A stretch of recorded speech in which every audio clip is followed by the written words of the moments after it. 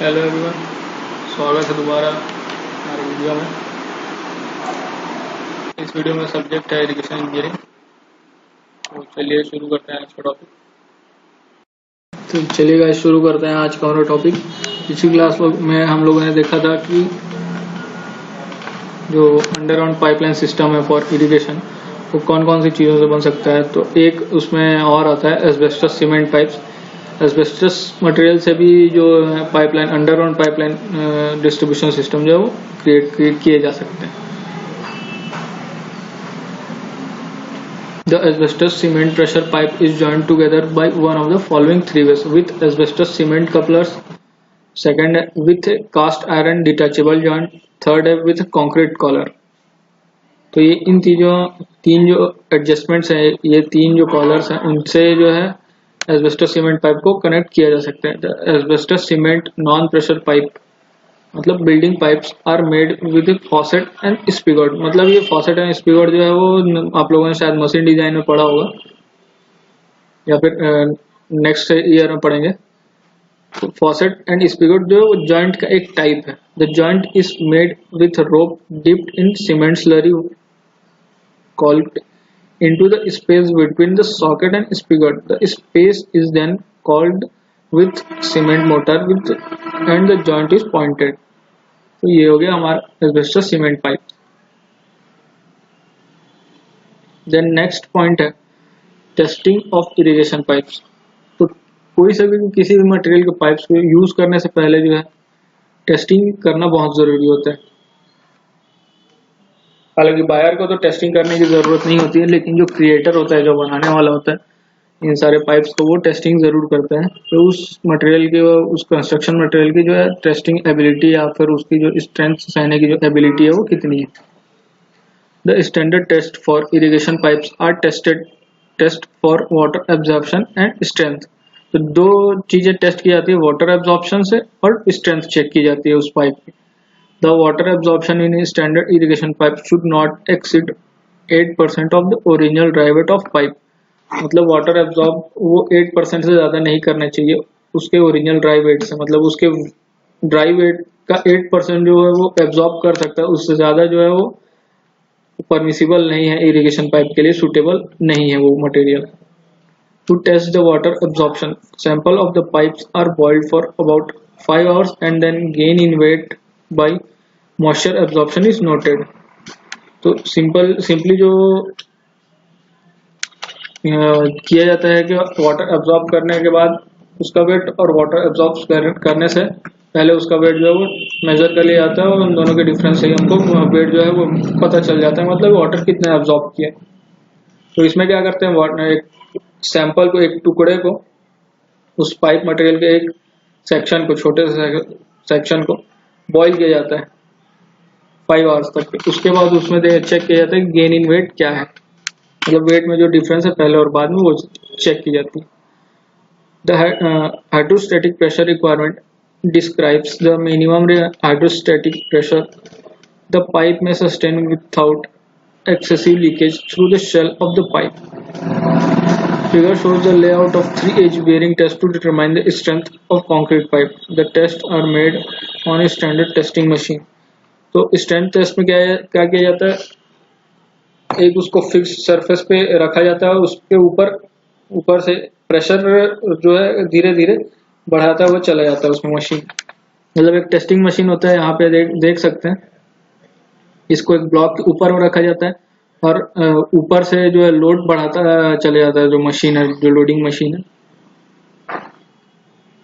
और यहाँ पे दो जो है वुडन ब्लॉक्स रखे जाते हैं ताकि इसको जो है, जो मशीन का जो मटेरियल है, जो मेटल है, उसको डायरेक्ट डैमेज ना कर सके।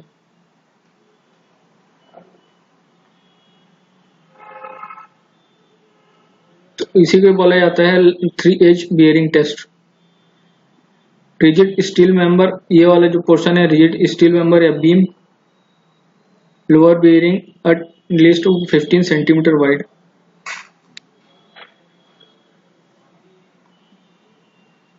The lower bearing consists of two wooden strips 2.5 to 3.8 centimeter in height and not more than 5 centimeter at the base। having their interior top corner rounded to a radius of approximately 1.2 centimetre.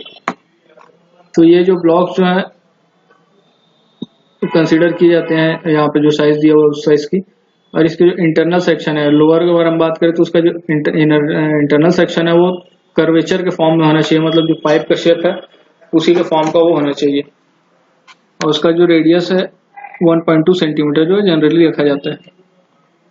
तो यह हो गया हमारा 3H bearing test. Next है special fitting for concrete pipe.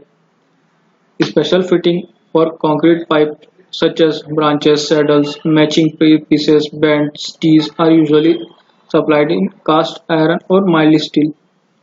तो construction main pipe का जो construction material है वो डिपेंड जरूरी नहीं है, मतलब क्या हो वो जॉइंट्स के लिए या फिर जो फिटिंग्स है उनके लिए नेसेसरी नहीं होता है। जनरली जो फिटिंग्स है वो माइल्ड स्टील या कास्ट आयरन और कंक्रीट लाइन के भी जो होती हैं उनसे भी क्रिएट किए जाते हैं। कुछ जो जॉइंट्स हैं मतलब सिंपल जो सॉकेट है वो कंक्रीट से क्रिएट किया जाता है, बाकी अदर जो पार्ट्स हैं वो नेसेसरी होते हैं कास्ट आयरन और माइल्ड स्टील से क्रिएट किया जाता है, क्योंकि उनकी वर्किंग कंडीशन जो और लाइफ जो है काफ़ी ज़्यादा नेसेसरी रहती है इरिगेशन सिस्टम के लिए।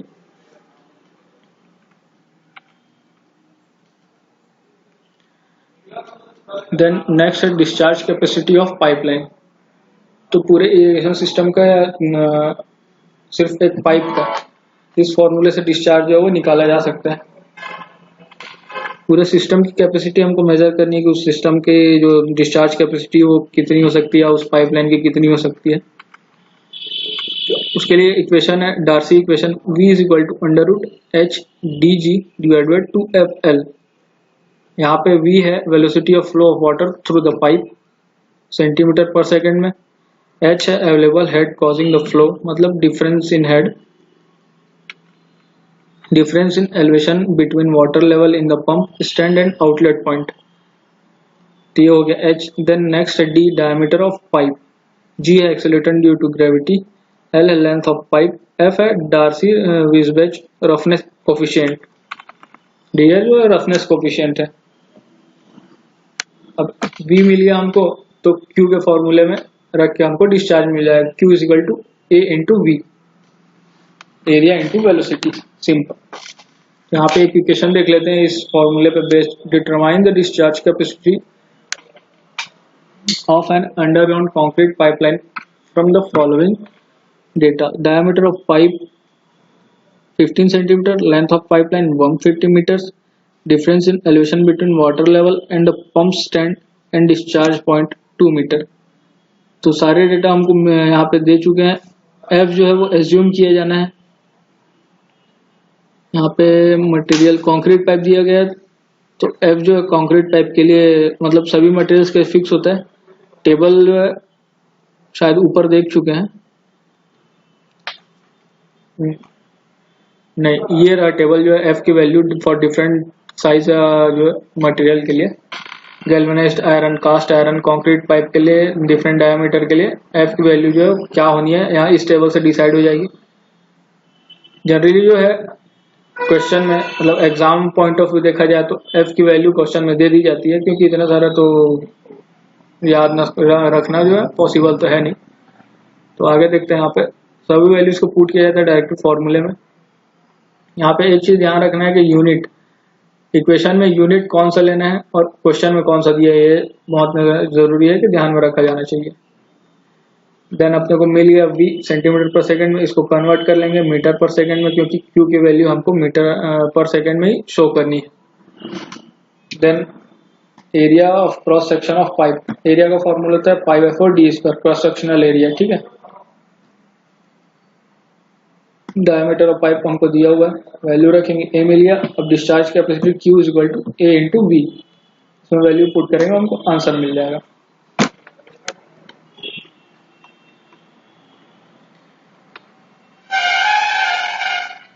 देन नेक्स्ट है स्पेसिंग ऑफ कंक्रीट पाइप्स।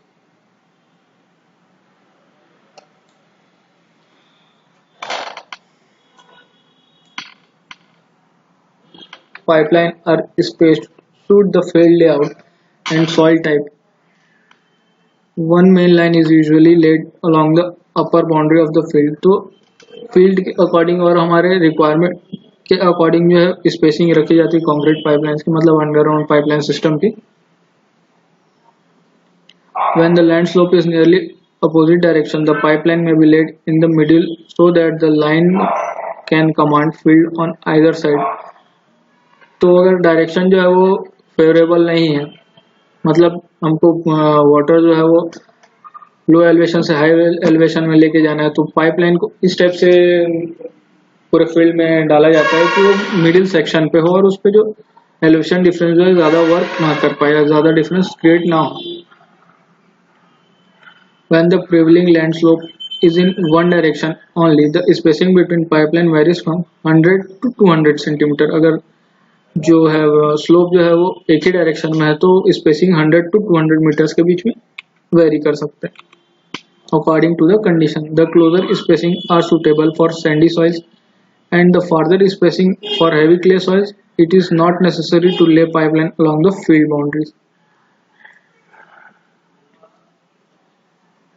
तो सैंडी सॉइल के लिए जो पाइपलाइन है वो पास पास में रखी जाती है और क्ले सॉइल के लिए, हैवी क्ले सॉइल के लिए दूर दूर में रखी जाती है, क्योंकि दोनों की जो वाटर रिक्वायरमेंट इरिगेशन के लिए वो डिफरेंट है। देन नेक्स्ट पॉइंट है installation of concrete pipelines. Proper installation of the pipes is the key to trouble free service of an underground pipeline irrigation system. The process of laying pipeline involves the following steps in following succession। तो installation के लिए first point है selection of depth and grade layer. तो depth जो है वो पहले से ही प्री डिटरमाइंड करना हमको नेसेसरी है किसी भी इरिगेशन या अंडरग्राउंड पाइपलाइन सिस्टम को डिजाइन करने से पहले या इंस्टॉल करने से पहले। देन नेक्स्ट पॉइंट है digging to proper depth and grade.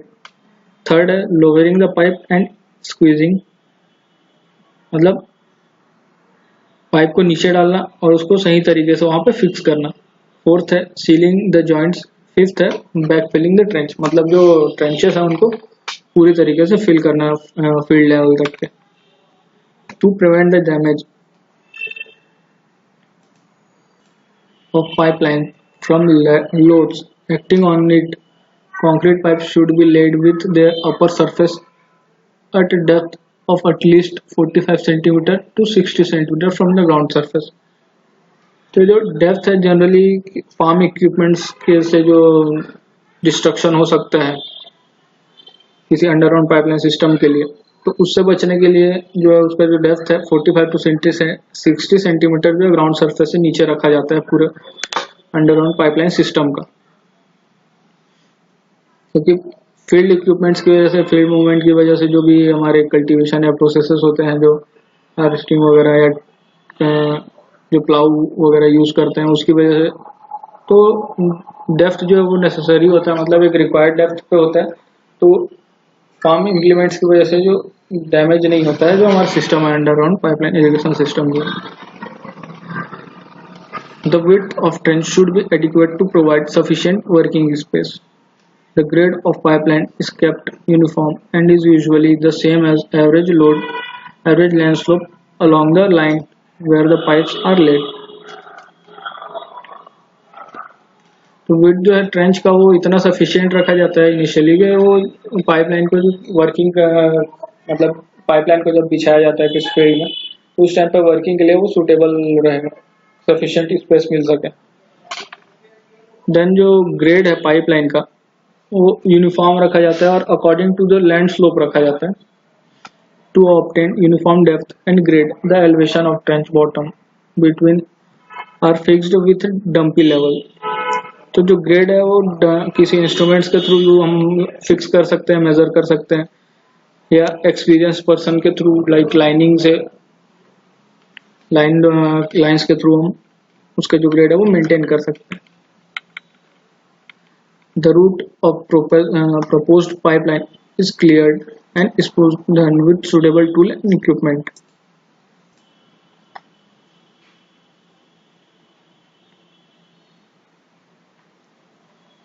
Then आगे देखते हैं इंस्टॉलेशन के लिए सबसे पहले तो क्या करते हैं, ट्रेंच सफिशिएंट साइड्स का जो है पाइप के डायमीटर के अकॉर्डिंग सफिशिएंट डेप्थ का जो है ट्रेंच क्रिएट करते हैं। उसके बाद उसको सिंपली इंस्ट्रूमेंट्स के थ्रू जो है पाइप्स को उन ट्रेंचेस में डाला जाता है, उसका ग्रेड मेंटेन किया जाता है, उसके बाद उसकी बैक फिलिंग की जाती है। The pipes are lowered gently with the help of a strong rope passing through the pipe and held on the both side. तो पाइप जो है वो जनरली तो हैवी होते हैं, तो 2 से 3 जो है मैन जो है वो रिक्वायर्ड होते हैं लेबर के लिए उस पाइप को होल्ड करने के लिए।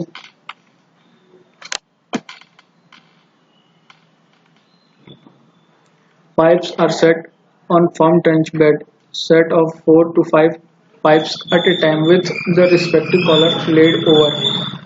अब इसमें क्या करते हैं, जो जॉइंट्स होते हैं उस पोर्शन को जो है उसका जो लेवल है ग्रेड जो है मेंटेन करते हुए चलना पड़ता है सभी पाइप्स का, ताकि नेक्स्ट पाइप जो है वो आगे उसमें जो है सफिशिएंटली और एक एडिक्वेट तरीके से उसमें फिट हो सके।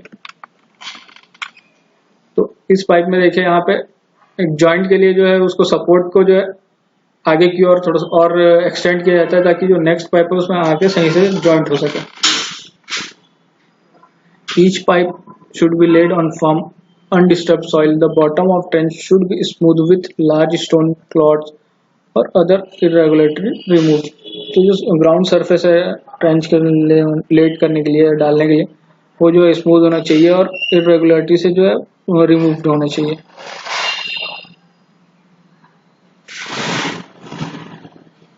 देन नेक्स्ट पॉइंट है हमारा faucet and spigot end pipes. ये जो होता है पाइप जॉइंट्स टाइप है, कई टाइप के जॉइंट्स होते हैं, तो इसको देखते हैं हम लोग नेक्स्ट क्लास में। इस वीडियो में बस इतना ही गाइस, सो थैंक यू।